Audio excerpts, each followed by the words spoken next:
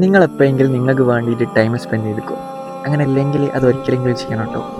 അത് ഭയങ്കര രസമാണ്. എന്ന് വെച്ചാൽ ഈ സെൽഫ് ഡേറ്റിംഗ് ഒക്കെ പോലെ. പക്ഷെ അതിങ്ങനെ ആരും ഇങ്ങനെ പ്രൊമോട്ട് ചെയ്യുന്നത് ഞാൻ ഇതുവരെ കണ്ടിട്ടില്ല കേട്ടോ.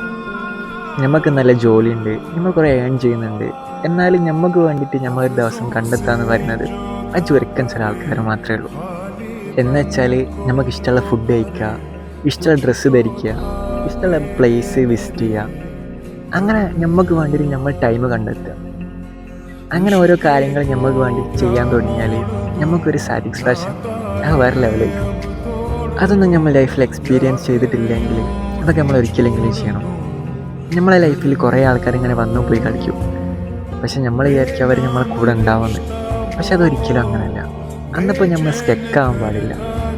ഇങ്ങനെ ചില കാര്യങ്ങൾ നമുക്ക് ട്രെയിൻ ചെയ്ത് വെച്ചാൽ പിന്നെ നമുക്കത് ഹാൻഡിൽ ചെയ്യാൻ വലിയ ബുദ്ധിമുട്ടുണ്ടാവില്ല.